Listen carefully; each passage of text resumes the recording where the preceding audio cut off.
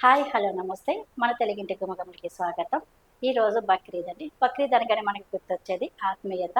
ఆ ఆత్మీయతతో మన ఫ్రెండ్స్ ఇచ్చే మటన్ కూడా మనకి బాగా గుర్తొస్తుంది. మా ఫ్రెండ్స్ కూడా నాకు మటన్ పంపించారు. ఈ ఫ్రెష్ మటన్తో నేను ముస్లిం వాళ్ళు చేసుకునే పెళ్ళిళ్ళలో చేసుకునే నోట్లో వేసుకుంటే కరిగిపోయే మటన్ కుర్మా చేస్తున్నాను. అది మీ ముందుకు నేను ఎలా చేస్తానో చూపించడానికి వస్తున్నాను, పదండి. ఈ మటన్ కుర్మాకి నేనైతే ఒక కిలో వరకు తీసుకుంటున్నానండి. దానికోసం నేను ఇప్పుడు ఆయిల్ అయితే ఒక 4, 5 స్పూన్ల వరకు వేస్తున్నాను. ఎందుకంటే మటన్ కర్రీ ఏదైనా సరే నాన్ వెజ్ కర్రీలకి అయితే కనుక మనకి ఆయిల్ అయితే కొంచెం ఎక్కువే పడుతుంది. అందులోని ఇప్పుడు నేనైతే ఇందులోని ఆనియన్స్ అనేవి వేయించుకోవాలి, ఫ్రైడ్ ఆనియన్స్. అందుకే ఇంకొంచెం ఎక్కువే పడుతుంది.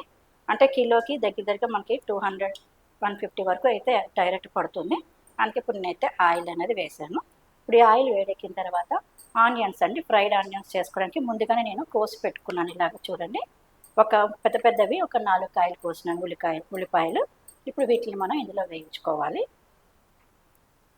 ఆయిల్ అన్నది వేడిగా అయిందండి. ఇప్పుడు మనం ఈ ఆనియన్స్ అనేవి ఇందులో వేయించుకుందాము.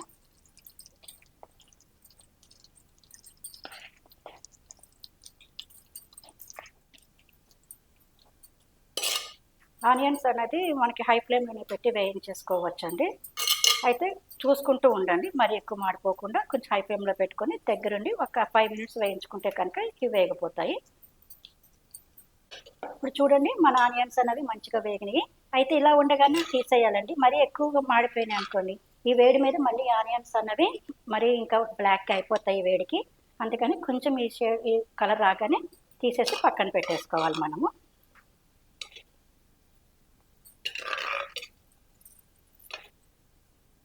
ఇప్పుడు చూడండి, ఇప్పుడు ఇదే ఆయిల్లోకి మనము కొన్ని మసాలాలు అవన్నీ వేస్తున్నాము.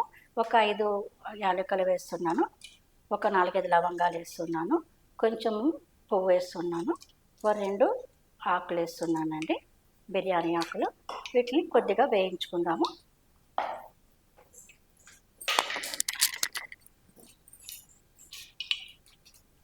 ఈ మసాలాలు అనేవి మంచిగా వేగినాయి కదా. ఇప్పుడు ఇందులోకి మనం కడిగి పెట్టుకున్న ఈ మటన్ అన్నది వేసుకోవాలి.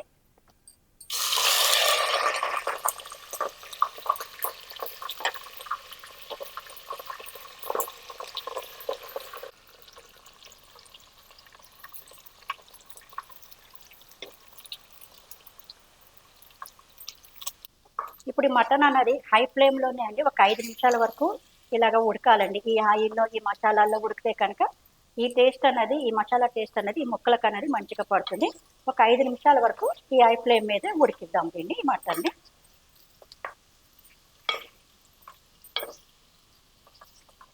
చూడండి, ఒక 5 నిమిషాలకి మన మటన్ అన్నది ఇలాగ మొత్తం వాటర్ దిగినది. ఈ నీళ్ళలోనే ఎంత మంచిగా వాటర్ దిగి బాగా ఉడుకుతున్నది. ఇప్పుడు ఈ టైంలో మనం ఇందులోకి ఒక 2 స్పూన్ల వరకు అల్లం వెల్లుల్లి పేస్ట్ వేసుకోవాలి. అయితే అల్లం వెల్లుల్లి పేస్ట్ అనేది మీరు అప్పటికప్పుడు ఇంట్లోనే ఫ్రెష్గా చేసుకుని వేసుకుంటే కనుక ఈ కర్రీకి అన్నది చాలా మంచి టేస్ట్ అనేది వస్తుంది. లేదంటే మామూలు కూడా వేసుకోండి, కానీ అప్పటికప్పుడు చేసుకుని వేసుకుంటే కనుక ఫ్లేవర్ అనేది మంచిగా ఉండి టేస్ట్ అనేది చాలా బాగా వస్తుంది. ఇప్పుడు ఇది వేసి కూడా మళ్ళీ ఒక 5 నిమిషాలు మళ్ళీ ఇట్లానే దీన్ని హై ఫ్లేమ్లోనే ఉడకనివ్వాలి ఈ మటన్ని. అప్పుడు ఈ అల్లం వెల్లుల్లి పేస్ట్ అనేది ఈ మటన్ ముక్కలకి పట్టి మంచి టేస్ట్ వస్తుంది. మళ్ళీ ఒక 5 మినిట్స్ ఇట్లానే ఉడకనిద్దాము.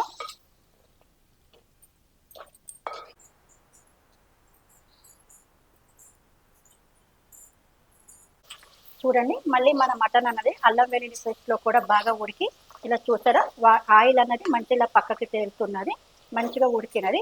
ఇప్పుడు ఇందులోకి మనం ఇంకా మసాలాలు అన్నది వేసుకోవాలి. అంటే మనం ఇంకా ఉప్పు కారాలు అన్నది వేయలేదు కదా, అవి వేసుకోవాలి. ఇప్పుడు ఇందులోకి మనం ఇప్పుడైతే పసుపు వేసుకుంటున్నాము. పసుపు అయితే ఒక 1/2 స్పూన్ వేస్తున్నాను. అట్లానే కారం కూడా మీ టేస్ట్కి తగ్గట్టు వేసుకోండి. ఒక కిలో అంటే ఒక 2 స్పూన్ల వరకు పడుతుంది.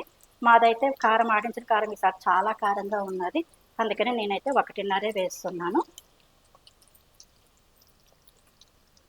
అట్లనే ఇందులోకి ధనియాల పౌడర్ వేసుకోవాలి. ధనియాల పౌడర్ అయితే ఒక 3 స్పూన్ల వరకు వేసుకోండి.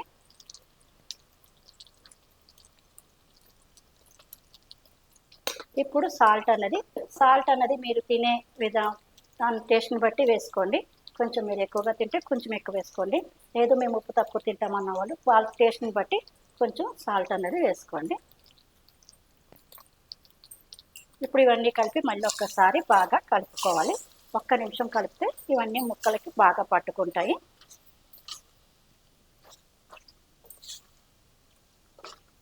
ఇప్పుడు 1 నిమిషం అయిన తర్వాత ఇలా మొత్తం అన్ని కారాలు పట్టిన తర్వాత 1 కప్పు పెరుగు అనేది వేసుకోవాలి.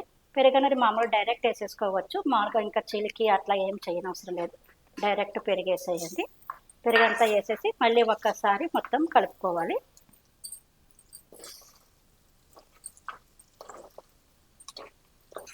పెరుగు అన్నది వేస్తే కర్రీలోకి మంచి టేస్ట్ వస్తుందండి. మంచి క్రీమీ టెక్స్చర్ వస్తుంది. కర్రీకి టేస్ట్ అనేది చాలా బాగా వస్తుంది. అందుకని పెరుగు అన్నది వేసుకోండి.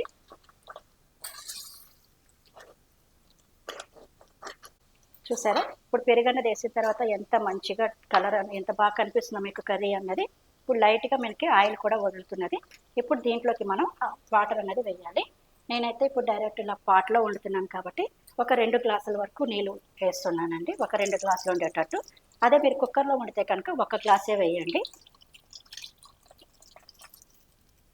ఇప్పుడు వాటర్ పోసిన తర్వాత మనము స్టవ్ అన్నది ఫ్లేమ్ అనేది మీడియం ఫ్లేమ్కి మార్చుకొని ఒక హాఫ్ అన్ అవర్ 30 మినిట్స్ వరకు ఉడకాలండి. ఇప్పుడు ఒక 30 మినిట్స్ దీన్ని మనం మీడియం ఫ్లేమ్ మీద ఉడకనిద్దాము. ఇప్పుడు మన మటన్ అనేది ఉడికే లోపల మనము ఈ మటన్లోకి వేసే మసాలాలు అనేవి రెడీ చేసుకుందాము. మసాలాల కోసం అయితే నేను ఒక 2 స్పూన్ల వరకు జీలకర్ర తీసుకున్నాను. అట్లాగే 5 యాలకులు తీసుకున్న, లవంగాలు, అనాస పువ్వు, మిరియాలండి, 1 చెక్క, దాల్చిన చెక్క, ఇవన్నీ మంచిగా రోస్ట్ చేసుకోవాలి. ఎక్కువగా చేయకూడదండి, ఎందుకంటే మళ్ళీ మసాలా మాడిపోతే కనుక స్మెల్ అనేది చేంజ్ అయిపోతుంది. మన కర్రీ కలర్ కూడా చేంజ్ అయిపోతుంది.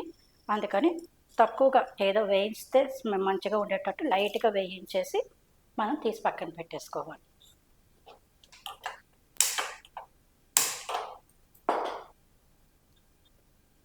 ఈ మసాలాలు ఇప్పుడు లైట్గా వేయిద్దాం. చూసారు కదా, లైట్గా కొద్దిగా వేయించినామంటే ఇలా వేయించిన తర్వాత ఇప్పుడు స్టవ్ బంద్ చేసి ఇట్లా కొద్దిగా చల్లారనిచ్చి మనం దీన్ని పౌడర్ చేసుకొని తీసుకొద్దాము. ఇప్పుడు మనం మసాలాలన్నీ పొడి చేసుకొని తీసుకొచ్చినాము. చూడండి, మొత్తం ఎంత పొడి చేసేసినాము. దీన్ని ఇక్కడ కొంచెం మనం ఇప్పుడు పక్కన పెట్టేసుకుందాము ఈ మసాలాలని.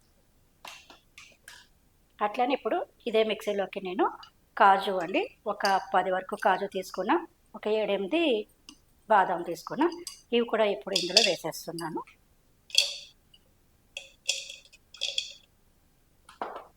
ఇప్పుడు ఇవి కాజు బాదం వేసాను కదా, వీటిలోకే మనము వేయించి పెట్టుకున్నాం కదా ఫ్రైడ్ ఆనియన్స్, ఇవి కూడా వేసేసి మనము మెత్తగా మిక్సీ అనేది కొట్టుకోవాలి.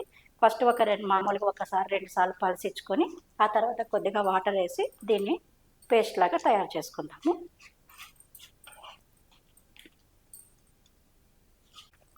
ఒక 20 మినిట్స్ అయిన తర్వాత మళ్ళీ ఒక్కసారి నేను ఓపెన్ చేసి చూసానండి.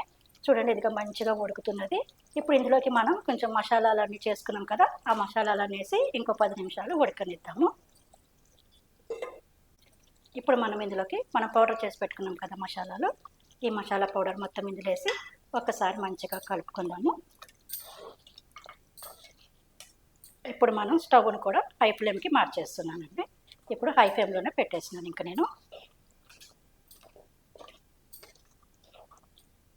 ఈ మసాలా వేసిన తర్వాత ఇప్పుడు మళ్ళీ మనము ఈ కాజు అవన్నీ కలిపి మిక్సీ కొట్టుకున్నాం కదా, ఈ లిక్విడ్ని కూడా ఇప్పుడు ఇందులోకి వేసేస్తున్నాను.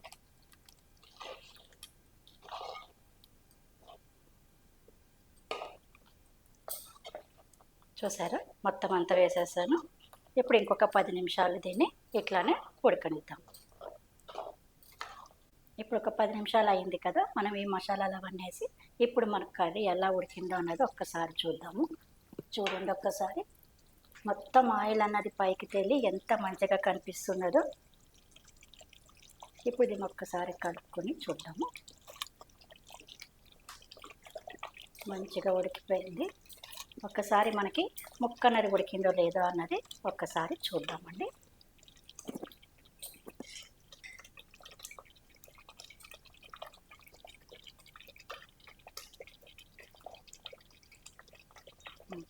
ముక్క కూడా చూడండి ఎంత సాఫ్ట్గా ఉడికిపోయిందో. ఇలా అంటే మొత్తం ముక్క అంతా ఇలా మెత్తగా అయిపోతున్నది, మంచిగా ఉడికిపోయింది. ఇప్పుడు దీన్ని మనము లాస్ట్లో ఇంకా కొద్దిగా కసూరి మెంతి అన్నది వేద్దామండి. అట్లానే కొత్తిమీర వేసేసి ఒక్కసారి ఇలా కలిపేసుకొని, కొంచెం ఇది ఇలాగా పలచగానే ఉండాలండి, ఎందుకంటే ఇప్పుడు మళ్ళీ చల్లారిన తర్వాత గట్టిగా అయిపోతుంది. ఇలా కొంచెం పలచగా ఉన్నప్పుడే ఇంకేది మనం స్టవ్ ఆఫ్ చేసేసుకొని ఒక 5 నిమిషాలు ఇట్లానే ఉంచేసి అప్పుడు మనం సర్వ్ చేసుకుంటే ఈ టేస్ట్ అనేది అంత మంచిగా వస్తుంది.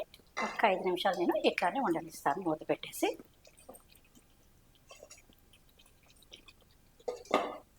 మనం స్టవ్ ఆఫ్ చేసి ఒక 5 మినిట్స్ అయింది. ఇప్పుడు మళ్ళీ మనం కర్రీ అనేది ఓపెన్ చేసి చూద్దాము. చూడండి ఎంత మంచిగా తయారైంది. ఇప్పుడు రెస్ట్ ఇచ్చిన తర్వాత ఒక 5 మినిట్స్ కర్రీకి. ఇప్పుడు దీన్ని మనం సర్వ్ చేసుకోవడానికి బౌల్లోకి తీసుకోవాలి. ఇప్పుడు ఈ కర్రీని మీ పిల్లలకి పెట్టినారనుకోండి, మీ పిల్లలు అడుగుతారు, మమ్మీ నువ్వేమైనా స్విగ్గీలోనో ఎందులోనో ఆర్డర్ పెట్టినావా అని అడుగుతారు. అంత హోటల్ స్టైల్లో వస్తుంది, అంత టేస్టీగా ఉంటుంది. అందులోనూ మీరు ఇది కుక్కర్లో వండకుండా ఇలా బౌల్స్లో వండండి. మామూలు బౌల్లోనైనా వండండి, లేకపోతే ఇలాంటి మట్టి పాత్రలైనా వండండి. ఈ కర్రీకి అన్నది టేస్ట్ డబల్ అవుతుంది. కుక్కర్లో వండితే బాగానే ఉంటుంది, కానీ టేస్ట్ అనేది వీటికి వచ్చినంత టేస్ట్ అనేది దానికి రాదు, కొంచెం డిఫరెంట్ వస్తుంది. ఇలా ఒక్కసారి మీరు ట్రై చేయండి. మీ పిల్లలు ఇలాగే అనకపోతే అప్పుడు నన్ను అడగండి. ఒకసారి మీరు కూడా ట్రై చేసి మీకు ఎలా వచ్చిందో నాకు కామెంట్ చేయండి. చూడండి ఎంత మంచిగా ఎంత క్రీమీగా వచ్చిందో ఈ కర్రీ అన్నది.